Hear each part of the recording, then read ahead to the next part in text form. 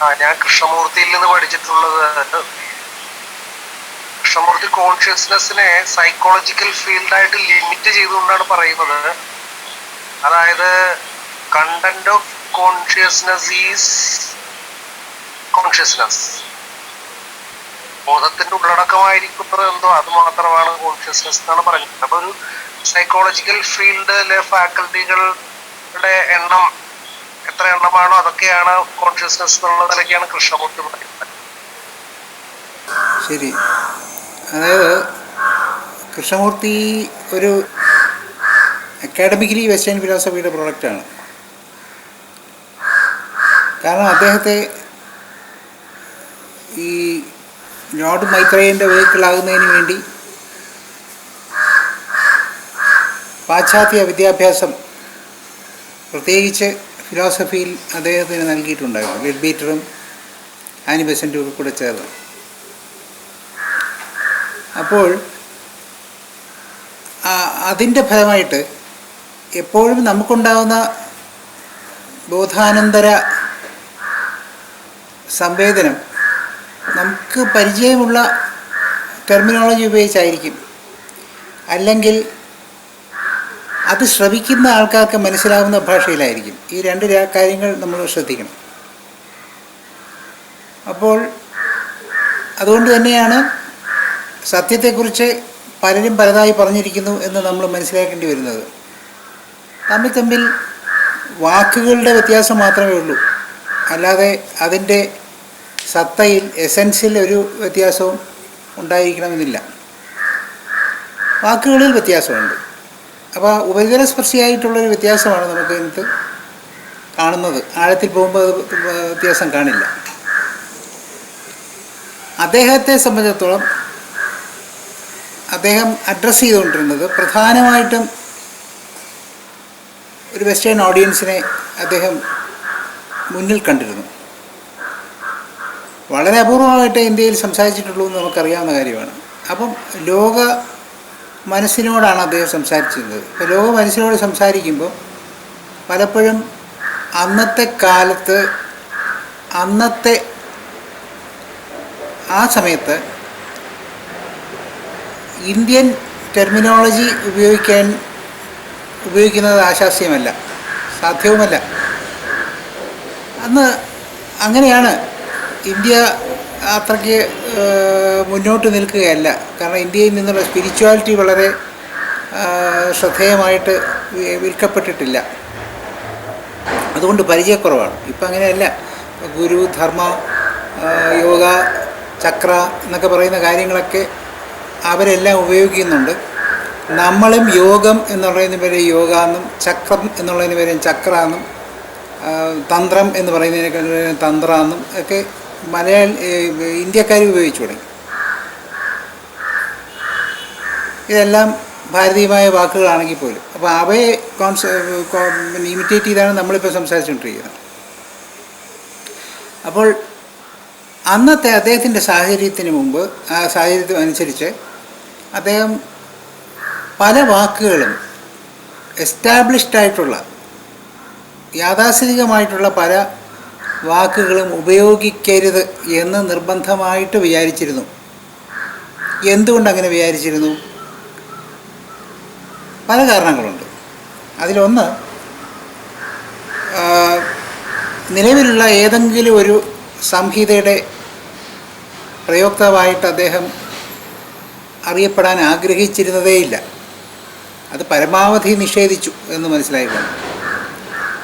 Theosophical സൊസൈറ്റിയുടെ പ്രായോജിതനായിരിക്കുന്നൊരു ലോകഗുരുവായിട്ട് പോലും അറിയപ്പെടാൻ അദ്ദേഹം താല്പര്യപ്പെട്ടില്ല എന്ന് ഓർക്കണം. അപ്പോൾ അദ്ദേഹത്തിന് ആ കാര്യങ്ങളിൽ വളരെ നിർബന്ധമുണ്ടായിരുന്നു. ഗോഡ് എന്നൊരു കൺസെപ്റ്റ് അദ്ദേഹം സംസാരിക്കാതിരിക്കുന്നതിന് കാരണം, ഗോഡ് വളരെ കണ്ടീഷൻഡായിട്ടുള്ളൊരു വാക്കായിട്ട് അറിയപ്പെട്ടിരുന്നു. അതുപോലെ ഗോഡ് മാത്രമല്ല, അദ്ദേഹം പല കണ്ടീഷൻഡ് വാക്കുകളും, ആൾക്കാർ കണ്ടീഷൻഡായിരിക്കുന്ന പല വാക്കുകളും അദ്ദേഹം മനഃപൂർവ്വം ഉപയോഗിക്കാതിരുന്നിട്ടുണ്ട്. ഉദാഹരണം, ധർമ്മം എന്ന് അദ്ദേഹം പറയില്ല. പക്ഷേ live your life the right way do what you have to and be a good human being എന്ന് അദ്ദേഹം പറയുന്നുണ്ട്. And maybe that lead to final freedom എന്നും അദ്ദേഹം പറയുന്നുണ്ട്. ഇത് തന്നെ ധർമ്മം വേറൊന്നുമല്ല. പക്ഷേ ധർമ്മം എന്നൊരു വാക്ക് അദ്ദേഹം ഉപയോഗിക്കാതിരിക്കാൻ ശ്രദ്ധിക്കും. അതുകൊണ്ട് സത്യാന്വേഷികളായിരിക്കുന്ന ലോകത്തുള്ള സാർവദേശീയമായിരിക്കുന്ന ജനതയുടെ മനസ്സിനെ ഉദ്ദേശിച്ചുകൊണ്ട്, അവരുടെ അണ്ടർസ്റ്റാൻഡിങ്ങിനെ ഉദ്ദേശിച്ചുകൊണ്ടാണ് ജെ കൃഷ്ണമൂർത്തി സംസാരിച്ചിരിക്കുന്നതെന്ന് നമ്മൾ മനസ്സിലാക്കണം. അതുകൊണ്ട് തന്നെ അദ്ദേഹം വളരെ സൂക്ഷിച്ചാണ് ആ വാക്കുകൾ ഉപയോഗിച്ചിരിക്കുന്നത്. അവയൊന്നും തന്നെ ഏതെങ്കിലും ഒരു സിസ്റ്റത്തിൻ്റെ ഭാഗമാകരുത് എന്ന് അദ്ദേഹം വളരെ നിർബന്ധപൂർവം നിഷ്കർഷിച്ചിരുന്നു. വ്യക്തിപരമായ ജീവിതത്തിൽ പല വേറെ ഇതിൽ നിന്നുള്ള വൈജാത്യങ്ങൾ ഉണ്ട്. അതൊന്നും നമ്മളിവിടെ പ്രസക്തമല്ല, അതൊന്നും പ്രസ്താവ്യവുമല്ല. എന്നാൽ പോലും അദ്ദേഹം അദ്ദേഹത്തെ അറിയുന്ന ആൾക്കാർ അദ്ദേഹത്തെ ഫോളോ ചെയ്യരുത് എന്നുള്ളതുകൊണ്ടാണ് അവയെല്ലാം മാറ്റിവെച്ചിരുന്നതെന്നാണ് എൻ്റെ വിശ്വാസം, വ്യക്തിപരമായ വിശ്വാസം. അതിനുള്ള സ്വാതന്ത്ര്യം അദ്ദേഹത്തിനുണ്ട്. അദ്ദേഹത്തിന് മാത്രമല്ല, എല്ലാവർക്കും ഉണ്ട്. അതൊന്നും ഒരു കാപട്യമായിട്ട് കാണേണ്ട കാര്യമുണ്ടെന്ന് എനിക്ക് തോന്നിയിട്ടില്ല. അങ്ങനെ ചില വിമർശകർ പറയാറുണ്ടെങ്കിൽ പോലും. അപ്പോൾ ഞാൻ പറഞ്ഞു വന്നത്, ആ ഭാഷ ഉപയോഗിക്കുന്നതിൽ അദ്ദേഹത്തിൻ്റേതായ ഒരു പ്രത്യേകത സൂക്ഷിച്ചു. ആ ധർമ്മം അവിടെ ഉപയോഗിച്ചിട്ടില്ല എന്ന് പറയുന്ന പോലെ കോൺഷ്യസ്നെസ് എന്ന് അദ്ദേഹം ഉദ്ദേശിച്ചിരിക്കുന്നത് പലപ്പോഴും ഭാരതത്തിൽ മനസ്സ് എന്ന് പറയുന്നതിനെക്കുറിച്ചാണ്, മൈൻഡ് എന്ന് പറയുന്നതിനെക്കുറിച്ചാണ്. അതിന് ഞാൻ ഒരുപാട് ഉദാഹരണങ്ങൾ കോർത്തിണക്കാൻ സാധിക്കും എന്നെനിക്ക് തോന്നുന്നു. ഉദാഹരണത്തിന്, ഒരിക്കൽ അദ്ദേഹത്തോട് ചോദിക്കുന്നുണ്ട്, what's the relationship between consciousness and mind എന്ന് ചോദിക്കുന്നുണ്ട്. അപ്പോൾ are they not the same എന്നാണ് ഇദ്ദേഹം തിരിച്ചു ആൻസറിൻ്റെ ആദ്യം ചോദിക്കുന്നത്. Are they not the same എന്നാണ്. അപ്പോൾ അവിടെ മൈൻഡും കോൺഷ്യസ്നെസ്സും അദ്ദേഹത്തെ സംബന്ധിച്ച് ഒന്നായിട്ടാണ് കാണുന്നത്. ഇതൊരു പ്രത്യേക അസംഷൻ. ഈ അസംഷനിൽ കൂടെയാണ് അദ്ദേഹത്തിൻ്റെ കോൺഷ്യസ്നെസ്സിനെ മനസ്സിലാക്കേണ്ടത്. അദ്ദേഹം അതുകൊണ്ട് തന്നെ കോൺഷ്യസ്നെസ്സിനെ പിന്നെ ഡോർമെൻ്റ് എന്നും ആക്റ്റീവ് എന്നും വിളിക്കുന്നുണ്ട്, ലോവർ എന്നും അപ്പർ എന്നും വിളിക്കുന്നുണ്ട്. ഇങ്ങനെയുള്ള ക്ലാസിഫിക്കേഷൻസും അദ്ദേഹം ചെയ്യുന്നുണ്ടെന്ന് മനസ്സിലാക്കണം. ഇതൊക്കെ മനസ്സിന് ഇവിടെ ചെയ്തുകൊണ്ടിരിക്കുന്ന കാര്യങ്ങളാണ്. ബോധ മനസ്സ്, ഉപബോധ മനസ്സ് എന്നുള്ള കാര്യങ്ങളൊക്കെ ഉണ്ട്. അദ്ദേഹം ആ സബ് കോൺഷ്യസ്നെസ്സിനെ കുറിച്ച് തന്നെ സബ് കോൺഷ്യസ്നെസ് ആയിട്ട് തന്നെ വിളിക്കുന്നുണ്ട്. പക്ഷേ that is part of the lower mind എന്ന അർത്ഥത്തിൽ അദ്ദേഹം സംസാരിക്കുന്നുണ്ട്. അപ്പോൾ അവിടെ അതെന്തുകൊണ്ടത് വ്യക്തമാകുന്നു വെച്ചാൽ സെൽഫ് കോൺഷ്യസ്നെസ്, ഐ കോൺഷ്യസ്നെസ് എന്നൊക്കെയുള്ള വാക്കുകളും കൂടെ അദ്ദേഹം ഈ കോൺഷ്യസ്നെസ്സിനെ വ്യക്തമാക്കുന്നതിന് വേണ്ടി ഉപയോഗിക്കുന്നുണ്ട്. ഇവിടെയാണ് ആ വ്യഷ്ടി മനസ്സ്, ഇൻഡിവിജ്വൽ മൈൻഡ് എന്ന് പറയുന്ന കാര്യത്തിലേക്ക് നമ്മൾ ശ്രദ്ധിക്കേണ്ടി വരുന്നത്. ആ ഇൻഡിവിജ്വൽ മൈൻഡ് അല്ലെങ്കിൽ വ്യഷ്ടി മനസ്സ് എന്ന് സംസ്കൃതത്തിൽ പറയുന്ന ഒരു കാര്യമാണ് അദ്ദേഹം ഐ കോൺഷ്യസ്നെസ് അല്ലെങ്കിൽ സെൽഫ് കോൺഷ്യസ്നെസ് എന്നൊക്കെ അദ്ദേഹം പറയുന്നത്. ആ സെൽഫ് കോൺഷ്യസ്നെസ്സിനെ കുറിച്ച് അങ്ങനെ തന്നെ പറഞ്ഞുകൊണ്ട് പല സ്ഥലങ്ങളിൽ പറയുന്നുണ്ട്. അപ്പോൾ ആ സെൽഫ് കോൺഷ്യസ്നെസ്സിനെ എങ്ങനെയൊക്കെയാണ് അദ്ദേഹം വിവരിക്കുന്നത്, അത് നമ്മൾ ശ്രദ്ധിച്ചു നോക്കേണ്ട വിഷയമാണ്. അതായത് ഈ ക്ലാസിഫിക്കേഷൻ അദ്ദേഹം പറഞ്ഞു കഴിഞ്ഞു. പലതരത്തിലുള്ള സ്വഭാവങ്ങളുണ്ട്. അദ്ദേഹം സെൽഫ് കോൺഷ്യസ്നെസ്സിൻ്റെ ആബ്സെൻസാണ് ആനന്ദാനുഭവത്തിന് കാരണം എന്ന് പറയുന്നുണ്ട്. When you are in love the I consciousness does not exist എന്ന് പറയുന്നുണ്ട്. നിങ്ങൾ പ്രേമത്തിലായിരിക്കുമ്പോൾ, നിങ്ങളൊരു അനുഭവത്തിലായിരിക്കുമ്പോൾ, നിങ്ങളൊരു സന്തോഷത്തിലായിരിക്കുമ്പോൾ, നിങ്ങളൊരു ആനന്ദത്തിലായിരിക്കുമ്പോഴൊക്കെ ഈ ഐ കോൺഷ്യസ്നെസ് ആബ്സെൻ്റ് ആണ് എന്ന് തന്നെ അദ്ദേഹം പറയുന്നുണ്ട്. അതുപോലെ ലിബറേഷനെ കുറിച്ച് പറയുമ്പോൾ, ലിബറേഷൻ എന്ന് പറയുന്നത് ഈ ഐ കോൺഷ്യസ്നെസ് ഇല്ലാത്തൊരു സ്റ്റേറ്റാണ് എന്ന് പറയുന്നത്. ഇവിടെയും അത് തന്നെയാണ്. മനസ്സില്ലാത്ത അവസ്ഥയാണ് ബോധാവസ്ഥ എന്ന് പറയുന്നത്, അല്ലെങ്കിൽ പരമമായിരിക്കുന്ന അവസ്ഥ എന്ന് പറയുന്നത് മനസ്സിൻ്റെ ഇല്ലായ്മയാണ്. അപ്പോൾ liberation is A state where in which I consciousness does not exist, has ceased എന്ന് പറയുന്നത്, ഹാസ് സീസ്ഡ്. അപ്പോൾ ഇതൊക്കെ വ്യക്തമാക്കുന്നുണ്ട്. പിന്നെ വേറൊരു കാര്യം തന്നെ, duality is indispensable with consciousness എന്ന് സൂചിപ്പിക്കുന്നു. സെൽഫ് കോൺഷ്യസ്നസ്, ഡ്യുവാലിറ്റി എക്സിസ്റ്റ് ചെയ്യുന്നു. ഡ്യുവാലിറ്റി എന്നവിടെ പറയുമ്പോഴത്തേക്കും നോൺ ഡ്യുവാലിറ്റിയെക്കുറിച്ച് സൂചനയുണ്ട്. ആ ടോട്ടാലിറ്റി അല്ലെങ്കിൽ ആ സമഗ്രമായ സമഷ്ടി എന്ന് നമ്മൾ വിളിക്കുന്ന പിന്നെ സ്റ്റേറ്റുമായിട്ട് ഒരു യൂണിയൻ ഉണ്ട്, അല്ലെങ്കിൽ വൺനെസ് ഉണ്ട്, അൺഡിവൈഡഡ് ആയിട്ടുള്ളൊരു സോളിഡാരിറ്റി ഉണ്ട് എന്ന് നമ്മൾ സൂചിപ്പിക്കുന്നുണ്ട്, അദ്ദേഹം സൂചിപ്പിക്കുന്നുണ്ട്, നമ്മൾ മനസ്സിലാക്കണം. അപ്പോൾ duality is indispensable in self consciousness എന്ന് അദ്ദേഹം പറയുന്നുണ്ട്. അപ്പോൾ അവിടെയൊക്കെ നാം മനസ്സിലാക്കേണ്ടത് സെൽഫ് കോൺഷ്യസ്നസ് എന്ന് ഉദ്ദേശിക്കുന്നതാണ് അദ്ദേഹം കോൺഷ്യസ്നസ് എന്ന് പറഞ്ഞുകൊണ്ടിരിക്കുന്നത് എന്ന് മനസ്സിലാക്കണം.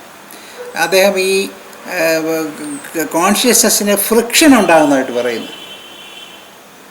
കോൺഷ്യസ്നസ് എവിടെയാണ് ഫ്രിക്ഷൻ ഉണ്ടാക്കുന്നതെന്ന് ചോദിച്ചാൽ ഡിവിഷനുകളിലൂടെയാണ് ഫ്രിക്ഷൻ ഉണ്ടാക്കുന്നത്. എപ്പോഴാണോ ഡിവിഷൻ ഉണ്ടാകുന്നപ്പോൾ ഫ്രിക്ഷൻ ഉണ്ടാക്കുന്നത്. ഹസ്ബൻഡ് എന്നുള്ള രീതിയിലൊരു ഡിവിഷൻ, പിന്നെ സ്റ്റുഡൻ്റ് എന്നുള്ള രീതിയിലൊരു ഡിവിഷൻ, ഇങ്ങനെ പല പല സ്ഥലങ്ങളിൽ പല പരിതസ്ഥിതികളിൽ പലതായിട്ട് ബിഹേവ് ചെയ്തുകൊണ്ടിരിക്കുമ്പോൾ ഫ്രിക്ഷൻ ഉണ്ടാകുന്നു. ഈ ഫ്രിക്ഷനെ അവോയ്ഡ് ചെയ്യുന്നത് എങ്ങനെയാണ്? അദ്ദേഹം പറയുന്നത് അറ്റൻഷനിലൂടെയാണ്. അറ്റൻഷനിലൂടെ അതിനെ ഈ ഡിവിഷൻസിനെ എല്ലാം, ഈ വിഭജനത്തിനെ, മനസ്സിനെ വിഭജിച്ച് പലതായി വെച്ചിരിക്കുന്ന കോൺഷ്യസ്നസ് എന്ന് അദ്ദേഹം വിളിക്കുന്ന മനസ്സിനെ വിഭജിച്ച് പലതായി ഡിവൈഡ് ചെയ്ത് വച്ചിരിക്കുന്നതിനെ, അതിനെയൊക്കെ ഒരേ തരത്തിലേക്ക് ആക്കിക്കഴിഞ്ഞു കഴിഞ്ഞാൽ, അറ്റൻഷനിലൂടെ ആക്കിക്കഴിഞ്ഞാൽ നിങ്ങൾ ടോട്ടൽ കോൺഷ്യസ്നസ് എന്ന് പറയുന്നൊരവസ്ഥയിലേക്ക് പോകുന്നുണ്ടെന്ന് പറയുന്നു. ഈ ടോട്ടൽ കോൺഷ്യസ്നസ് ആണ് നമ്മളിവിടെ സമഷ്ടി മനസ്സ് എന്ന് കഴിഞ്ഞ ഈ സീരീസ് മുഴുവൻ സംസാരിച്ചുകൊണ്ടിരുന്നപ്പോൾ പറഞ്ഞത്. സമഷ്ടി മനസ്സ്, cosmic mind. Cosmic mind is a summum bonum of all minds in this universe. മൈൻഡിൻ്റെ പോസിബിലിറ്റി ഉള്ളതും ഇല്ലാത്തതുമായ എല്ലാ അവസ്ഥകളുടെയും ടോട്ടാലിറ്റിയാണ് കോസ്മിക് മൈൻഡ്. അപ്പോൾ ഈ കോസ്മിക് മൈൻഡ് അദ്ദേഹം ടോട്ടാലിറ്റി ഓഫ് കോൺഷ്യസ്നസ് എന്ന് അദ്ദേഹം പറയുന്നു. ടോട്ടാലിറ്റി ഓഫ് കോൺഷ്യസ്നസ്, ഈ ടോട്ടാലിറ്റി ഓഫ് കോൺഷ്യസ്നസ് അച്ചീവ് ചെയ്യുന്നത് അറ്റൻഷനിലൂടെയാണ്. അറ്റൻഷൻ എന്ന് പറയുന്നത് കോൺസെൻട്രേഷനാണോ? അത് അദ്ദേഹം വളരെ വ്യക്തമായി പറയുന്നു. അറ്റൻഷൻ എന്ന് പറഞ്ഞാൽ കോൺസെൻട്രേഷൻ അല്ല. കാരണം കോൺസെൻട്രേഷനകത്ത് ഒരു സങ്കോചം, ഞാൻ കഴിഞ്ഞ ദിവസം സംസാരിച്ച പോലെ ഒരു സങ്കോചമുണ്ട്. അതിനകത്ത് എക്സ്ക്ലൂസീവ് ആയിട്ടാണ്. കാരണം കുറേ കാര്യങ്ങളെ അത് എക്സ്ക്ലൂഡ് ചെയ്യുന്നുണ്ട്. കുറേ കാര്യങ്ങളെ ഒഴിവാക്കിയിട്ടാണ് ഒന്നിലേക്ക്. അദ്ദേഹത്തിൻ്റെ അറ്റൻഷൻ എന്ന് പറയുന്നത് ഇൻക്ലൂസീവാണ്, എല്ലാം ഉൾപ്പെടുന്നതാണ്. ഞാൻ കഴിഞ്ഞ ദിവസം നിക്സൺ സാറിൻ്റെ ചോദ്യത്തിന് മറുപടി പറഞ്ഞപ്പോൾ അതിൽ പറയുണ്ടായി, പ്രേമം എന്ന് പറയുന്നത് ഇൻക്ലൂസീവാണ്, എക്സ്ക്ലൂസീവ് അല്ല. വിശ്വപ്രേമം എന്ന് പറയുന്നത് എല്ലാം നിറഞ്ഞതാണ്. ഒരു വ്യക്തിയിൽ കേന്ദ്രീകരിക്കുന്നതെന്ന് പറയുന്നൊരു സങ്കോചമാണെന്നും ആ സങ്കോചം വിനാശകരമായിട്ടുള്ള സ്വഭാവം ഉണ്ടാക്കും. ഒരു ലെൻസിൽ കൂടി പ്രകാശം ഒരു ബിന്ദുവിലേക്ക് കേന്ദ്രീകരിക്കുമ്പോൾ ചൂടുണ്ടാകുന്നത് പോലെ നാശ സ്വഭാവം ആ പ്രേമത്തിനുണ്ടാക്കാൻ സാധിക്കുന്നുണ്ട് എന്നും ഞാൻ സാറിനോട് പറയുണ്ടായി. ഇത് തന്നെയാണ് കൃഷ്ണമൂർത്തി പറയുന്ന അറ്റൻഷൻ എന്ന് പറയുന്നത്. ആ അറ്റൻഷൻ എന്ന് പറയുന്നത് കോൺസെൻട്രേഷൻ അല്ല എന്ന് പറയുന്നതിന് കാര്യം, ക്വാളിറ്റി എന്നുള്ള നിലയിൽ കോൺസെൻട്രേറ്റഡ് ആയിരിക്കുന്ന അവസ്ഥയെക്കുറിച്ചല്ല അദ്ദേഹം സംസാരിച്ചിരിക്കുന്നത്. ഇത് നമ്മുടെ മൊത്തത്തിലുള്ള ധാരണയെക്കുറിച്ച് നമ്മുടെ മൊത്തത്തിലുള്ള അധ്യയനത്തെ സംബന്ധിച്ച് നമ്മൾ പഠിച്ചു വച്ചിരിക്കുന്നതായിട്ട് യാതൊരു കോൺഫ്ലിക്റ്റും അദ്ദേഹം പറഞ്ഞതിനകത്തില്ല. അങ്ങനെ തെറ്റിദ്ധരിക്കും. പക്ഷേ വേർഡുകളുടെ വ്യത്യാസങ്ങൾ ഒരുപാടുണ്ട്. അപ്പോൾ ആ വിശ്വപ്രേമം എന്ന് പറയുന്നത് വ്യക്തിഗതമായ പ്രേമം എന്ന് പറയുന്നത് അറ്റൻഷനും കോൺസെൻട്രേഷനുമാണ്. സിമ്പിളായിട്ട് പറയുകയാണെങ്കിൽ, വാക്ക് ഓർമ്മ വന്നുകൊണ്ട് ഞാൻ പറയുകയാണ് ഇപ്പോഴും. അപ്പോൾ ഈ പവർ ടു തിങ്ക് എവിടെ നിന്ന് വരുന്നു എന്ന് ചോദിച്ചു കഴിഞ്ഞാൽ, പവർ ടു തിങ്ക് അദ്ദേഹം പറയുന്നുണ്ട് ഒരു സ്പെഷ്യൽ പ്രിവിലേജാണ്, മനുഷ്യനെ മാത്രമുള്ള സ്പെഷ്യൽ പ്രിവിലേജ് ആണെന്ന് പറയുന്നുണ്ട്. പക്ഷേ അതങ്ങനെ മനസ്സിലാക്കുന്നതിന് പകരം, അതുകൊണ്ട് പല കാര്യങ്ങളും ബോധ്യപ്പെട്ടെടുക്കുന്നതിന് പകരം മറ്റ് ജീവികളുടെ മേൽ ഒരു ഹയസ്റ്റ് ഓർഡറാണ് മനുഷ്യർ എന്നൊരു തെറ്റിദ്ധാരണ ഉണ്ടാക്കുന്നതായിട്ട് പറയുന്നു. അപ്പോൾ സ്വാഭാവികമായിട്ടും ചോദിക്കാം, ഇവിടെയൊക്കെ ഭാരതത്തിൽ ജന്തുനാം നരജന്മ ദുർലഭം എന്ന് പറയുന്നുണ്ടല്ലോ, അങ്ങനെയാണെങ്കിൽ എന്തുകൊണ്ടാണ് മനുഷ്യന് സുപ്രീമസി ഉള്ളതുകൊണ്ടാണ്? ഞാൻ ഇന്നലെയും നമ്മൾ സംസാരിച്ച് കഴിഞ്ഞപ്പോഴത്തേക്കും പറയുകയുണ്ടായി, മനുഷ്യൻ സുപ്രീമാണ് എന്ന് പറയുകയുണ്ടായി. ഈ ജീവജാലങ്ങളോടുള്ള പെരുമാറ്റത്തിൽ അവർക്ക് ഒരു മരം വെട്ടിക്കളയുന്നതിനെക്കുറിച്ച് കഴിഞ്ഞ ദിവസം ചോദിച്ചപ്പോഴത്തേക്കും നമ്മൾ സംസാരിച്ചപ്പോൾ പറഞ്ഞു, മനുഷ്യൻ എന്ന് പറയുന്നതിന് സുപ്രീമസി ഉണ്ടാകുന്ന വേറൊന്നും കൊണ്ടല്ല, ആ സുപ്രീമസി അതിന് ചിന്തിക്കാനുള്ള കഴിവുള്ളതുകൊണ്ട് തന്നെയാണ്. ചിന്തിക്കാനുള്ള കഴിവ്, കോൺഷ്യസ് ആയിട്ടുള്ളൊരു സ്റ്റേറ്റ്, ഫുള്ളി കോൺഷ്യസ് ആയിട്ടുള്ള സ്റ്റേറ്റിലേക്ക് ഇദ്ദേഹം പറയുന്ന ടോട്ടൽ കോൺഷ്യസ്നെസ് എന്നാണ് അതിനെ വിളിക്കുന്നത്, ടോട്ടാലിറ്റി ഓഫ് കോൺഷ്യസ്നെസ്, അതിലേക്ക് അതിന് പോകാൻ സാധ്യതയുള്ള ഒരു ജീവിയാണ് മനുഷ്യൻ എന്നുള്ളത് കൊണ്ട് ആ ബോധത്തോടു കൂടി കോൺഷ്യസ് ആയിട്ട് തന്നെ അത് ആക്ട് ചെയ്യാം എന്നാണ് അവിടെ ഉദ്ദേശിച്ചത്. അപ്പോൾ അതാണ് അവിടെ ആ പവർ ടു തിങ്ക് എന്ന് പറയുന്നത്. ആ തിങ്കിങ് പവർ എന്ന് പറയുന്നത് യൂട്ടിലൈസ് ചെയ്ത് ഇത് നമ്മൾ അതിൽ അച്ചീവ് ചെയ്യണം എന്ന് അദ്ദേഹം സംസാരിക്കുന്നു. പിന്നെ മറ്റൊരു കാര്യം എന്ന് പറയുന്നത്, അദ്ദേഹം ടോട്ടാലിറ്റി ഓഫ് കോൺഷ്യസ്നെസ്സിനെ കുറിച്ച് പറയുന്ന മറ്റൊരു കാര്യം എന്ന് പറഞ്ഞാൽ, ഞാനിപ്പോൾ ഒന്ന് ഓർമ്മിച്ച മറ്റൊരു കാര്യം എന്ന് പറയുന്നത്, it gives freedom not from experience but from the scar of experience. അനുഭവങ്ങളിൽ നിന്നുള്ള മോചനമല്ല, മറിച്ച് അനുഭവങ്ങളെ ഏൽപ്പിക്കുന്ന സ്കാറുകളിൽ നിന്നുള്ള, ആഘാതങ്ങളിൽ നിന്നുള്ള മോചനമാണ്. ജയരാജ് സാർ കഴിഞ്ഞ ദിവസം സ്കാർ ആൻഡ് മാർക്സ് എന്ന് പറഞ്ഞൊരു ക്വസ്റ്റ്യൻ നമ്മൾ സംസാരിച്ചു. നമ്മളത് എനിക്ക് തോന്നുന്നു വിശദമായൊരു ആൻസർ അതിനകത്ത് കൊടുത്തിട്ടുണ്ട്. അതിനകത്ത് ഈ സ്കാറിനെ കുറിച്ച് പറയുന്നുണ്ട്. സ്കാറുകൾ ഇല്ലാതിരിക്കുന്നത് എപ്പോഴാണെന്ന്, മാർക്കുകൾ മാത്രമാവുന്നത്. അപ്പം മാർക്കിനെ കുറിച്ച് കൃഷ്ണമൂർത്തി പറയുന്നില്ല.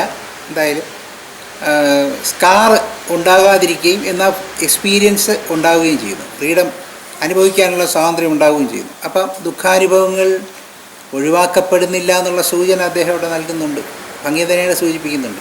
വ്യക്തമായി പറയുന്നില്ലെങ്കിൽ പോലും ടോട്ടാലിറ്റി ഓഫ് മൈൻഡിൽ കൂടി, ടോട്ടൽ കോൺഷ്യസ്നെസ് എന്നുള്ളത് ഉണ്ടാകുന്നതോടുകൂടി അനുഭവങ്ങളിൽ കൂടി കടന്നു പോകാമെന്നും അത് സ്കാറായിട്ട് മാറുന്നില്ലെന്നും അദ്ദേഹം സൂചിപ്പിക്കുന്നുണ്ട്. അപ്പം ഇതാണ് ഇതിനകത്ത് പ്രധാനമായിട്ട് കോൺഷ്യസ്നെസ് എന്നുള്ളതിനെക്കുറിച്ച് അദ്ദേഹം ഉദ്ദേശിച്ചിരിക്കുന്ന കാര്യങ്ങൾ. മൈൻഡാണ് അദ്ദേഹം ഉദ്ദേശിച്ചതെന്ന് പറഞ്ഞുകൊണ്ടിരിക്കുന്നത്. നമ്മളിവിടെ സംസാരിച്ചുകൊണ്ടിരിക്കുന്നത്, ഇപ്പം ഞാൻ കഴിഞ്ഞ ദിവസങ്ങളിൽ നമ്മൾ സംസാരിച്ചുകൊണ്ടിരുന്നത് കോൺഷ്യസ്നെസ് എന്ന് പറയുന്നത് മൈൻഡിൻ്റെ സ്റ്റേറ്റ് അല്ല, അദ്ദേഹം കോസ്മിക് മൈൻഡ് എന്ന് പറയുന്ന സ്റ്റേറ്റും അല്ല. അദ്ദേഹം കോസ്മിക് മൈൻഡ് എന്ന് പറയുന്നത് നമ്മളിവിടെ ചർച്ച ചെയ്തുകൊണ്ടിരിക്കുമ്പോൾ പറയുന്ന കോൺഷ്യസ്നെസ് എന്ന് പറയുന്നതിൽ നിന്ന് ഡിറൈവ് ചെയ്തിരിക്കുന്ന ഒരു കാര്യം മാത്രമാണ്. അതാണ് ഇതിൻ്റെ ഏറ്റവും പ്രധാനപ്പെട്ട വ്യത്യാസം. ഇവിടെ അദ്ദേഹം പറഞ്ഞതിനെ കോൺഷ്യസ് മൈൻഡെന്നും സബ് കോൺഷ്യസ് മൈൻഡെന്നും അദ്ദേഹം പറയുന്നതിനെയാണ് കോൺഷ്യസ്നെസ് എന്ന് അദ്ദേഹം കൂട്ടത്തിൽ വിളിക്കുന്നത്. അദ്ദേഹം കോൺഷ്യസ്നെസ് ഒരു ഘടകമായിട്ട് കാണുന്നു. ആ ഘടകത്തിനകത്ത് lower level, upper level, dormant, active, sub conscious, ഇങ്ങനെയൊക്കെയുള്ള ഡിവിഷൻസൊക്കെ അദ്ദേഹം കാണുന്നു. ഇതിനെയെല്ലാം കൂടെ ചേർത്ത് കോൺഷ്യസ്നെസ് എന്ന് പറയുന്നു. അതിൽ സബ് കോൺഷ്യസും കോൺഷ്യസും ഒക്കെ ഉൾപ്പെടുന്നതായിട്ടാണ് അദ്ദേഹം പറയുന്നത്. ഇത് സാധാരണ വെസ്റ്റേൺ സൈക്കോളജിയിലുള്ള കാഴ്ചപ്പാട് തന്നെയാണ്, വ്യത്യാസമൊന്നുമില്ല. പക്ഷേ ആ ടെർമിനോളജി അല്ല ഇവിടെ ഉപയോഗിച്ചുകൊണ്ടിരിക്കുന്നത്. നമ്മൾ അതേ കാര്യങ്ങൾക്ക് മൈൻഡെന്ന് മാത്രം ഉപയോഗിക്കുന്നു. മൈൻഡ്, ഇൻ്റലക്റ്റ്, ഈഗോ, ഈ കാര്യങ്ങളൊക്കെ പറയുന്നു. ചിത്തം എന്ന് പറയുന്നൊരു അഡീഷണൽ ക്യാരക്ടറും കൂടെ ഒരു സ്പേസും കൂടെ നമ്മൾ ഉണ്ടാക്കുന്നുണ്ട്. അതിന് പലരും ഹാർട്ട് എന്നൊക്കെ പറയുന്നുണ്ട്. ഹാർട്ടല്ല, സീറ്റ് ഓഫ് ഇമോഷനാണ് ഹാർട്ട് എന്നുള്ളതാണ് ഒരു നിർവചനം. അപ്പോൾ ഇമോഷൻ മാത്രമല്ല ചിത്തത്തിൽ പല കാര്യങ്ങളുടെ റെക്കോർഡുണ്ട്, പല സങ്കല്പ വിപ്ലവങ്ങളുടെ റെക്കോർഡുണ്ട്. അപ്പോൾ അതുകൊണ്ട് ഇമോഷൻ മാത്രമല്ല, അത് വ്യത്യസ്തമാണ്. അപ്പോൾ എന്തായാലും നമുക്ക് ഈ ഇഷ്യൂയിലേക്ക് തിരിച്ചു വരണം. അപ്പോൾ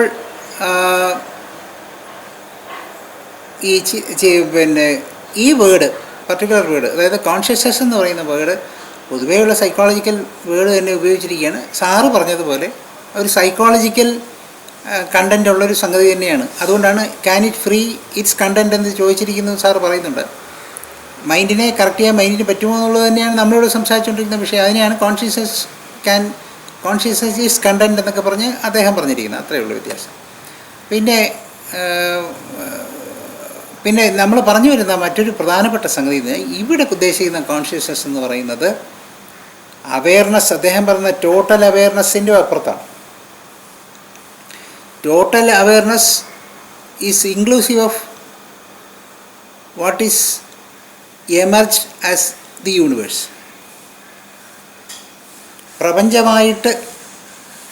പ്രപഞ്ചത്തിൻ്റെ എമർജൻസിൽ, പ്രപഞ്ചം എമർജ് ചെയ്തില്ല എന്ന് അദ്ദേഹം പറയുന്നില്ല. എമർജ് ചെയ്തതിൻ്റെ കാരണത്തെക്കുറിച്ച് അദ്ദേഹം സംസാരിക്കുന്നില്ലായിരിക്കും, എനിക്കറിഞ്ഞൂടാ. പക്ഷേ ആ എമർജ് ചെയ്ത പ്രപഞ്ചത്തിനകത്തുള്ള കാര്യങ്ങളെക്കുറിച്ചുള്ള അവയർനെസ്സിനെയാണ് നമ്മളിവിടെ അവയർനെസ് ചിത്ത് എന്ന് പറയുന്നത്. ഈ ചിത്ത് ബോധത്തിൽ നിന്ന് ഉണ്ടാകുന്നതായിട്ടാണ് സംസാരിച്ചുകൊണ്ടിരിക്കുന്നത്. ബോധമുണ്ട്, ആ ബോധത്തിൽ നിന്ന് ചിത്ത് ഉണ്ടായി, ചിത്തും ആനന്ദവും ചേർന്ന സത്ത് ഉണ്ടായിക്കൊണ്ട് പ്രപഞ്ചം ഉത്ഭവിക്കുന്നു എന്നാണ് ഇവിടെ പറയുന്നത്. അപ്പോൾ ഇവിടെ ടോട്ടൽ അവയർനെസ് എന്ന് പറയുന്ന അദ്ദേഹം പറയുന്നത് ടോട്ടൽ അവയർനെസ് എന്ന് പറയുന്നത് നമ്മുടെ അവയർനെസ് എന്ന് ചിത്തെന്ന് പറയുന്ന ആ ബോധത്തിൻ്റെ താഴെയുള്ള അവസ്ഥയെക്കുറിച്ചായിരിക്കാം, അല്ലെങ്കിൽ കോൺഷ്യസ്നെസ്സിനെ കുറിച്ചായിരിക്കാം.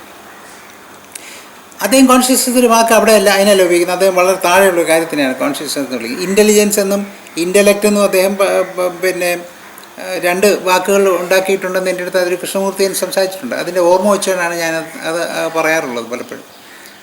അദ്ദേഹം പറയുന്നത് ഇൻ്റലക്റ്റ് എന്ന് പറയുന്ന ഡേ ടു ഡേ ആക്ടിവിറ്റീസിനുണ്ടാകുന്ന കാര്യങ്ങളാണ്, ഇൻ്റലിജൻസ് എന്ന് പറയുന്നത് ഹയർ ആയിട്ടുള്ളൊരു സാധനമാണ് എന്ന് അദ്ദേഹം പറയും. അപ്പോൾ അദ്ദേഹം ഉപയോഗിച്ചിരിക്കുന്ന വാക്കുകൾ അദ്ദേഹത്തിന് സംശയം. ഇപ്പോൾ ഗുർജീഫിൻ്റെ കാര്യം പറഞ്ഞാൽ ഗുർജീഫ് കുറേ ടെർമിനോളജി പ്രത്യേകമായിട്ട് ഉപയോഗിക്കുന്നുണ്ട്. നമ്മൾ എല്ലാ ദിവസവും ഗുർജീഫിൻ്റെ ചോദ്യങ്ങൾ വരുന്നുണ്ട്, ഗുർജീഫിൻ്റെ കാര്യങ്ങൾ മനസ്സിലാക്കുന്നുണ്ട്. അപ്പോൾ അദ്ദേഹത്തിൻ്റെ കാര്യങ്ങളിലൊക്കെ തന്നെയും ഒരു ടെർമിനോളജി അദ്ദേഹം ഉപയോഗിക്കുന്നു. അതൊരു കോമൺ ആയിട്ട് ഉപയോഗിക്കാൻ പറ്റില്ല. കാരണം പലരായിട്ട് ഇതൊക്കെ പല ദേശങ്ങളിൽ പോകുമ്പം വലിയ പ്രശ്നങ്ങളുണ്ടാക്കും. പറഞ്ഞാൽ ട്രാൻസ്ലേഷനിൽ വല്ലതൊക്കെ തോന്നിയ പോലെ എഴുതി വയ്ക്കും. അത് വലിയ ബുദ്ധിമുട്ടും ഉണ്ടാക്കും. അതും അന്ന് എന്ന് പറയുന്നത് കൃഷ്ണമൂർത്തി സംസാരിച്ചുകൊണ്ടിരിക്കുന്ന സമയം എന്ന് പറയുന്നത് ഈ അദ്ദേഹത്തിൻ്റെ സംസാരത്തിൻ്റെ സായാഹ്നങ്ങളിലാണ് വാസ്തവത്തിൽ കമ്മ്യൂണിക്കേഷൻ്റെ ലോകത്ത് ഭയങ്കര പുരോഗതി ഉണ്ടാവുകയും ഇൻ്റർനെറ്റും മറ്റു കാര്യങ്ങളൊക്കെ ഉണ്ടായി വരികയും അതൊക്കെ വ്യാപകമായി ഉപയോഗിക്കപ്പെടുകയും ചെയ്യുന്നത്. അപ്പോഴത്തേക്കും കാലം മാറിക്കഴിഞ്ഞു. അതുകൊണ്ട് അദ്ദേഹത്തിന് ഒരു വിശാലമായ ക്യാൻവാസ് കാണുമ്പോൾ ഈ കാര്യങ്ങളൊക്കെ ശ്രദ്ധിക്കേണ്ടിയിരുന്നു എന്ന് ആലോചിക്കേണ്ടി വന്നിട്ടില്ല. അദ്ദേഹം വളരെ പ്ലെയിനായിട്ടൊക്കെ സംസാരിച്ച് പോകുന്നുണ്ട്. അപ്പോൾ അദ്ദേഹം ഇപ്പോൾ പറഞ്ഞ കോൺഷ്യസ്നെസ് എന്ന് പറയുന്നത് മാനസികമായിരിക്കുന്ന ലെവലിലാണ്. അത് ടോട്ടൽ കോൺഷ്യസ്നെസ് എന്ന് അദ്ദേഹം പറയുന്നത്, totality of consciousness, self consciousness എന്ന് പറയുന്നത്, ടോട്ടാലിറ്റി ഓഫ് കോൺഷ്യസ്നെസ് എന്ന് അദ്ദേഹം പറയുന്നതിനെയാണ് നമ്മൾ സമഷ്ടി മനസ്സ് എന്ന് പറയുന്നത്. ആ സമഷ്ടി മനസ്സെന്ന് പറയുന്നത് ഒരു കോസ്മിക് മൈൻഡാണ്. കോസ്മിക് മൈൻഡ് ഒരു എമർജൻസാണ്, ഉത്ഭവമാണ്, ഒരു എക്സിസ്റ്റൻസിലേക്ക് എമർജ് ചെയ്യുന്നുണ്ട്. ആ എക്സിസ്റ്റൻസിലേക്ക് എമർജ് ചെയ്യുന്നതിന് മുമ്പുള്ള പ്രീ എമർജൻസിൻ്റെ സ്റ്റേറ്റ്, അതായത് ഈ പ്രാഗ് ഉത്ഭവം എന്ന് വിളിക്കാമോ എന്ന് എനിക്കറിയില്ല, ആ ഉത്ഭവത്തിന് മുൻപുള്ളൊരു സ്റ്റേറ്റിനെയാണ് നമ്മൾ സംസാരിക്കുമ്പോൾ കോൺഷ്യസ്നെസ് എന്ന് പറഞ്ഞുകൊണ്ടിരിക്കുന്നത്. ബോധാവസ്ഥ, ബോധം എന്ന് പറയുന്നത്. അപ്പോൾ അതെന്തുകൊണ്ട് ബോധം എന്ന് വിളിക്കുന്നു എന്നുള്ളത് നമ്മൾ അതിലേക്ക് വരുന്നുണ്ട്. അതാണ് ഏറ്റവും പ്രധാനപ്പെട്ട സംഗതി എന്നാണ് എനിക്ക് തോന്നുന്നത്. അപ്പോൾ അവിടെ ബോധമുണ്ട്, ബോധത്തിൽ നിന്ന് സച്ച ചിത്ത് ആനന്ദം, ട്രൂത്ത്, അവയർനെസ്, എക്സിസ്റ്റൻസ്. ഇപ്പോൾ നമ്മൾ ഈ വാക്കുകൾ, ഇന്ത്യൻ വാക്കുകൾ ഉപയോഗിക്കുന്നതുകൊണ്ട് ഏതെങ്കിലും മതത്തിൻ്റെ ഏതെങ്കിലും സംഹിതയോ പിന്നെ സംസാരിക്കാൻ ഉദ്ദേശിക്കുന്നു എന്ന് അദ്ദേഹത്തിന് വേണമെങ്കിൽ കുറ്റം പറയാം. അതൊക്കെ ഇന്ത്യൻ വാക്കുകളാണ്, കണ്ടീഷൻ്റാണ്, പറയാം, തീർച്ചയായിട്ടും പറയാം. പക്ഷേ അദ്ദേഹം ഒരു വാക്ക് പറയുമ്പോൾ അതിൽ പുതിയൊരു കണ്ടീഷൻ ഉണ്ടാക്കുന്നു. ഇപ്പം സാറ് പറയുന്നില്ലേ, കോൺഷ്യസ്നെസ് എന്ന് പറയുന്ന ഒരു സൈക്കോളജിക്കൽ ടേമാണ്. എങ്ങനെ സാറിന് കിട്ടി? കൃഷ്ണമൂർത്തി പറഞ്ഞു. കൃഷ്ണമൂർത്തി എഴുതി കിട്ടി. കൃഷ്ണമൂർത്തി അദ്ദേഹം പഠിച്ച ഫിലോസഫിയിലും സൈക്കോളജിയിലും പറഞ്ഞു. അപ്പോൾ ഇതുപോലെ എവിടെന്നെങ്കിലും കിട്ടുന്ന തന്നെ എല്ലാവരും പറഞ്ഞുകൊണ്ടിരിക്കുന്നത്. അപ്പോൾ അതുപോലെ ഇതിനൊന്നും വ്യത്യാസമില്ല. സത്യം ഒന്നാണ്, ഇതിൻ്റെ അകത്തെ കണ്ടൻറ്റ് ഉപയോഗിക്കുക, ഈ വെളിയിലുള്ള തവിടിനെ കളയുക, അരിയെ ഉപയോഗിക്കുക, അത്രയേ ഉള്ളൂ. അപ്പോൾ ഇനി അതിൻ്റെ പിന്നെ എന്തുകൊണ്ട് ബോധമെന്ന് ഞാനിതിനെ വിളിക്കുന്നു എന്നതിനെക്കുറിച്ച് ഞാൻ വിശദീകരിക്കേണ്ട ഉത്തരവാദിത്തമുണ്ട്. അതുകൊണ്ട് ഞാൻ ഇതിലേക്ക് പോവുകയാണ്. ബോധമുള്ളത് എന്ന് പറയാവുന്നത് ഈ ബോധത്തിന് മാത്രമാണ് എന്നുള്ളത് കൊണ്ടാണ് അതിനെ ബോധമെന്ന് വിളിക്കുന്നത് എന്ന് പറയുന്ന വലിയ കൺഫ്യൂസിങ് ആയിട്ട് തോന്നുന്നു. Consciousness is the only entity with consciousness. Consciousness is the only fully conscious entity. പൂർണ്ണബോധമുള്ള ഒരു സംസ്ഥയെയാണ് ബോധമെന്ന് വിളിച്ചു വരുന്നത്. അതിനെന്തെങ്കിലും ഒരു തരത്തിലുള്ള വിശേഷണമോ നിർവചനമോ രൂപഭാവ നാമാദികളോ വന്നു കഴിഞ്ഞാൽ അതിന് കണ്ടീഷനിങ് ഉണ്ടായി, നിത്യത നഷ്ടപ്പെട്ടു. പിന്നെയോ സൃഷ്ടിക്കപ്പെട്ടതാണ്, ഉണ്ടാക്കുന്നതാണ് എന്ന് പറയേണ്ടി വരും. പിന്നെ ഏകമല്ല എന്ന് പറയേണ്ടി വരും. കറുത്തതാണ് എന്ന് പറഞ്ഞു കഴിഞ്ഞാൽ വെളുത്തത് വേറെ ഉണ്ട് എന്നർത്ഥം. ദയാലുവാണ് എന്ന് പറഞ്ഞാൽ ദയാലു അല്ലാത്തതുണ്ട് എന്നർത്ഥം. അപ്പോൾ ഒരു ആട്രിബ്യൂട്ട്സും ഇല്ലാത്ത ഒരവസ്ഥ ഉള്ള ഏകവുമായിരിക്കുന്ന ഒന്നും ഒറ്റയ്ക്ക് വേറൊന്നുമായിരിക്കുന്ന ഒരവസ്ഥയാണ് ബോധമെന്ന് വിളിക്കുന്നത്. അതിനെ ബ്രഹ്മവാദികൾ വിളിക്കും, താവോയിസ്റ്റുകൾ വിളിക്കും, ഓരോ പേര് വിളിക്കാം. അതിനെ മൂർത്തി സങ്കല്പങ്ങളിൽ വെച്ചുകൊണ്ട് പല മതക്കാർക്കും പലത് വിളിക്കാം, എന്തുവേണം വിളിക്കാം. നമ്മളിവിടെ അതിന് പറയുന്നത് എന്താ വെച്ചാൽ, ഏത് മൂർത്തി സങ്കല്പം ഉണ്ടാക്കി കഴിഞ്ഞാലും അതിനൊരു ആട്രിബ്യൂട്ട്സ് വന്നു, ഒരു ഗുണാരോപം വരുന്നു. ആരോപം വന്നു കഴിഞ്ഞാൽ ഗുണമല്ലാത്തത് വേറെ ഉണ്ട് എന്നൊരു സൂചന ഇവിടെ വരുന്നതുകൊണ്ട് അതിനെ അതല്ലാതെ വേറൊന്നില്ല എന്നാക്കുന്നതിന് അത്തരത്തിലുള്ള ആരോപണങ്ങൾ ഇല്ലാതാക്കണം എന്നാണ് ഞാൻ ഈ പറഞ്ഞുകൊണ്ടിരിക്കുന്നതിൻ്റെ അർത്ഥം. മനസ്സിലായോ എന്ന് അറിഞ്ഞൂടാ. അപ്പോൾ ആ ഏകം ആയിരിക്കുന്ന കോൺഷ്യസ്നസ്, അതായത് ബോധം, ആ ബോധം ഈ ഗുണങ്ങളെല്ലാം ഉള്ളത് കൊണ്ടാണ് അത് എം ടി ആണെന്ന് പറഞ്ഞുകൊണ്ടിരിക്കുന്നത്. അത് മനസ്സിലാക്കണം. ഈ ഗുണങ്ങളെല്ലാം, അതായത് ഈ പറഞ്ഞ വിശേഷണങ്ങൾ ഗുണരഹിതമായിരിക്കുന്നു എന്നുള്ള വിശേഷണങ്ങൾ ഉണ്ടാക്കണം എന്നുണ്ടെങ്കിൽ അതിന് എം ടി ആയേ പറ്റുള്ളൂ എന്നുള്ളതുകൊണ്ടാണ് അതൊരു എക്സിസ്റ്റൻസ് അല്ലാത്ത അവസ്ഥയിലേക്ക് പോകേണ്ടി വരും. എക്സിസ്റ്റ് ചെയ്യുന്നു എന്ന് പറഞ്ഞു കഴിഞ്ഞാൽ നോൺ എക്സിസ്റ്റൻ്റ് എന്നൊരു അവസ്ഥയുണ്ട്. ഇറ്റ് എക്സിസ്റ്റ് എന്ന് പറഞ്ഞു കഴിഞ്ഞാൽ then where is non existence. അപ്പോൾ ആ എക്സിസ്റ്റൻസിന് മുമ്പുണ്ടാകുന്ന മൊത്തത്തിലുള്ള അസ്തിത്വം ഉണ്ടാകുന്നതിന് മുമ്പുണ്ടാകുന്ന അവസ്ഥയെയാണ് നമ്മൾ ബോധം എന്ന് വിളിക്കേണ്ടതെന്നാണ് എൻ്റെ പക്ഷം, എൻ്റെ വ്യക്തിപരമായ പക്ഷം. അങ്ങനെ ചിലർ ചേരുന്നുണ്ട്, ചിലർ വിശ്വസിക്കുന്നുണ്ട്, ചിലർ സംസാരിക്കുന്നുണ്ട്. അപ്പോൾ അങ്ങനെ വിചാരിക്കുന്നവരുണ്ട്, സമ്മതിക്കുന്നവരുണ്ട്. ഇനി അതൊന്നും അല്ലാതെ അത് എന്തുകൊണ്ട് ബോധമെന്ന് വിളിക്കുന്നു എന്ന് ചോദിച്ചു കഴിഞ്ഞാൽ, ഞാൻ നേരത്തെ പറഞ്ഞു, ദാറ്റ്സ് എ ഒൺലി തിങ് എന്ന് പറയാമോ എന്ന് പറഞ്ഞു. That's A only thing with consciousness. Fully conscious ആയിരിക്കുന്ന ഒന്ന് മാത്രമേ ഉള്ളൂ, അത് ആ ബോധം മാത്രമാണ്. അപ്പോൾ അതിൽ നിന്നുണ്ടായ പ്രപഞ്ചമോ അത് ടോട്ടലി അൺകോൺഷ്യസ്. ഇതാണ് ഇതിന് കാരണം. അപ്പോൾ കോൺഷ്യസ് ആയിരിക്കുന്ന ബോധം ടോട്ടലി അൺകോൺഷ്യസ് ആയിരിക്കുന്ന യൂണിവേഴ്സ് എന്ന് പറയുന്ന ഒരു അൺകോൺഷ്യസ്നെസ്സാണ്. ഇതുകൊണ്ടാണ് ഇതിനെ സ്വപ്നമെന്നും മിഥ്യയെന്നും ഒക്കെ പറഞ്ഞുകൊണ്ടിരിക്കുന്നത്, അല്ലാതെ വേറെ ഒന്നും കൊണ്ടല്ല. ഇതൊക്കെ അൺകോൺഷ്യസ് ആയിട്ടൊരു സ്റ്റേറ്റാണ് എന്ന് പറയാൻ കാരണം എന്ന് വെച്ചാൽ, ബോധാവസ്ഥ പ്രാപിക്കുന്നതിന് ഇതിൽ നിന്ന് ഉയർന്ന് ആ ബോധമെന്ന് പറയുന്ന അവസ്ഥയുടെ നിത്യതയിലേക്ക് എത്തണം. ആ നിത്യത അല്ലാത്തതൊക്കെ തന്നെ അൺകോൺഷ്യസ് ആണ് എന്നർത്ഥം. ആ അതുകൊണ്ടാണ് അതിനെ കോൺഷ്യസ്നസ് എന്ന് വിളിക്കുന്നത്. അത് ഇതിൽ ഈ നിത്യതയില്ലാത്ത ഈ പ്രപഞ്ചം ഉണ്ടാകുന്ന ആദ്യം മുതലുള്ള അവയർനെസ്സും എക്സ്പീരിയൻസും ഒക്കെ ചേർന്ന വിഷയങ്ങളെല്ലാം തന്നെയും കോൺഷ്യസ്നെസ്സിൻ്റെ ഒരു ഓൾട്ടേർഡ് വെർഷനാണ്. അഥവാ അതൊക്കെ അൺകോൺഷ്യസ്നെസ്സാണ്, അബോധാവസ്ഥ തന്നെയാണ്. ഇനി ആ അബോധാവസ്ഥയ്ക്കകത്തുള്ള ബോധമനസ്സുകളും അബോധ മനസ്സുകളും എന്നൊക്കെ നമ്മൾ പേരിട്ട് വിളിക്കുന്ന പല കാര്യങ്ങളുണ്ട്. അതൊക്കെ മനുഷ്യരെന്ന് നമ്മളെ വിളിക്കുന്നില്ലേ. നമ്മൾ ഇരുകാലികൾ മാത്രമായിരിക്കുമ്പോൾ നമ്മൾ മനുഷ്യരാണെന്ന് അവകാശപ്പെടുന്നുണ്ട്. മനുഷ്യത്വത്തിൻ്റെ പൂർണ്ണിമ നമുക്ക് എത്തിച്ചേരാൻ പറ്റിയിട്ടില്ലെങ്കിൽ പോലും നമ്മൾ പറയുന്നു നമ്മൾ മനുഷ്യരാണെന്ന്. എന്ന് പറയും പോലെ മനസ്സ്, ബോധമനസ്സെന്നും ഉപബോധ മനസ്സെന്നൊക്കെ പറയുന്നത് ആഗ്രഹം കൊണ്ട് പറയുന്നതാണ്. അതൊന്നും ബോധമുണ്ട മനസ്സെന്നുള്ള അർത്ഥത്തിലല്ല. അപ്പം ഈ കോൺഷ്യസ് ആയിരിക്കുന്ന, ഫുള്ളി കോൺഷ്യസ് ആയിരിക്കുന്ന അവസ്ഥ എന്ന് പറയുന്നതിനെയാണ് ഡിവിനിറ്റി എന്നൊക്കെ വിളിക്കുന്നത്. എൻ്റെ ഗുരു അതിന് പറയുന്നത് ഡിവൈൻ എന്നാണ്. വൈൻ എന്നവിടെ ഉദ്ദേശിക്കുന്നത് അബോധാവസ്ഥ, അതിനെ ഇല്ലാതാക്കുന്ന അവസ്ഥ, ഇല്ലാതിരിക്കുന്ന അവസ്ഥ, അതാണ് ഡിവൈൻ എന്ന് പറയുന്നതാണ്.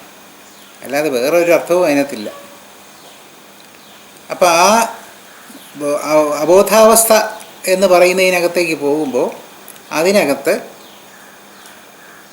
ഫുള്ളി അൺകോൺഷ്യസ് ആയിട്ടുള്ള ജീവജാലങ്ങളുണ്ട്, കോൺഷ്യസ്നെസ്സിലേക്ക് പോകുന്ന മനുഷ്യരുണ്ട്. ഇത് രണ്ടുമേ ഉള്ളൂ.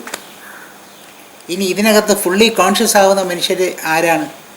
അവർ ഈ കോൺഷ്യസ്നെസ്സിനെ ടേസ്റ്റ് ചെയ്തവരാണ്. അവർ അവയർനെസ്സിൻ്റെയും ടോട്ടൽ അവയർനെസ്സിൻ്റെയും ടോട്ടൽ എക്സ്പീരിയൻസിൻ്റെയും യൂണിയൻ അനുഭവിച്ച് കോൺഷ്യസ്നെസ്സിൻ്റെ സ്റ്റേറ്റും അനുഭവിച്ചു കൊണ്ടിരിക്കുന്ന, ആ എംപ്റ്റിനെസ്സും അതാത് സമയങ്ങളിൽ അനുഭവിച്ചു കൊണ്ടിരിക്കുന്ന, പെർമനൻ്റ് ആയിട്ടൊരു സ്റ്റേറ്റിലാണെന്ന് പറയാനൊക്കില്ല. ബിക്കോസ് അത് exist. They exist in the world of unconsciousness and they exist in the world of reduced matter. മാറ്ററായിട്ട് കുറഞ്ഞിരിക്കുന്ന ഒരു ലോകത്ത് അവർ ജീവിക്കുന്നിടത്തോളം കാലം അവർക്ക് കോൺഷ്യസ്നെസ്സിൻ്റെ ടോട്ടൽ കോൺഷ്യസ്നെസ് എന്ന് പറയുന്ന എംപ്റ്റിനെസ്സിനെ അനുഭവിക്കാൻ സാധിക്കുമെന്ന് വിശ്വസിക്കേണ്ട. അത് അവർക്ക് എത്തിനോട്ടം സാധിക്കുന്നുണ്ട്. മൊമെൻ്ററി ആയിട്ട് അവർ ഇപ്പം നമ്മൾ മൊമെൻ്ററി ആയിട്ട് ബോധം അനുഭവിക്കുന്നുണ്ട്. എപ്പോൾ അനുഭവിക്കുന്നുണ്ട്? ചില സുഖങ്ങളിലൂടെ, ചില ചിത്രങ്ങൾ കാണുമ്പോൾ, ചില പാട്ട് പാടുമ്പോൾ, ചില കാര്യങ്ങൾ കേൾക്കുമ്പോൾ, ഇതിനകത്തൊക്കെ നമ്മൾ താൽക്കാലികമായിട്ട് സുഖത്തിൽ പോയിട്ട് തിരിച്ചു വരുന്നു. അതൊരു ബോധവാന്മാരായിരിക്കുന്നവർ താൽക്കാലികമായിട്ട് ശൂന്യാവസ്ഥയിൽ പോയിട്ട് തിരിച്ചു വരുന്നു. അപ്പോൾ അവർക്ക് ശൂന്യാവസ്ഥ എന്താണെന്ന് അറിയാം. ആ ശൂന്യാവസ്ഥ അനുഭവിക്കുന്നതിനുള്ള വഴികൾ എന്താണെന്നും അറിയാം. അതൊക്കെ അവർ നടത്തിക്കൊണ്ടുമിരിക്കുന്നു. അവരുടെ എക്സസൈസ് അതാണ്. അവർക്കൊരു സാധനം ഉണ്ടെങ്കിൽ അതാണ് അവരുടെ സാധനം. അപ്പോൾ അതാണ് ഞാനീ പറഞ്ഞു വരുന്ന കോൺഷ്യസ്നെസ്സിൻ്റെയും അൺകോൺഷ്യസ് വേൾഡ് യൂണിവേഴ്സിന്. അൺകോൺഷ്യസ് ആയിട്ടുള്ള യൂണിവേഴ്സാണ് നമുക്കുള്ളത്. ആ അൺകോൺഷ്യസ് ആയിട്ടുള്ള യൂണിവേഴ്സ് എന്ന് പറയുന്നതിനകത്ത് നമ്മൾ കോൺഷ്യസ് ആയിട്ടുള്ള എന്ന് വിളിക്കുന്ന mind, conscious unconscious mind, sub conscious mind എന്നൊക്കെ പറഞ്ഞ് പല കാര്യങ്ങളും പറയുന്നുണ്ട്. അതിൽ അൺകോൺഷ്യസ് ആയിട്ടുള്ള 3 സ്ട്രാറ്റയിലാണ് അവിടെ ഉള്ളത്. അൺകോൺഷ്യസ് ആയിട്ടുള്ള ജീവജാലങ്ങൾ, അതിനേക്കാളിലും താഴ്ന്നു കിടക്കുന്ന ജീവനില്ലാത്ത വസ്തുക്കൾ, അതിൻ്റെ മുകളിൽ കോൺഷ്യസ്നെസ്സിലേക്ക് ട്രാവൽ ചെയ്യുന്ന, ട്രാൻസ് കോൺഷ്യസ് എന്ന് വിളിക്കാൻ പറ്റുമോ എനിക്കറിയില്ല, ഞാൻ അത്രയ്ക്ക് വലിയ പണ്ഡിതനല്ല. ട്രാൻസ് കോൺഷ്യസ് ആണോ അത്? അല്ലെങ്കിൽ ആ കോൺഷ്യസ്നെസ്സിലേക്ക് യാത്ര ചെയ്യുന്ന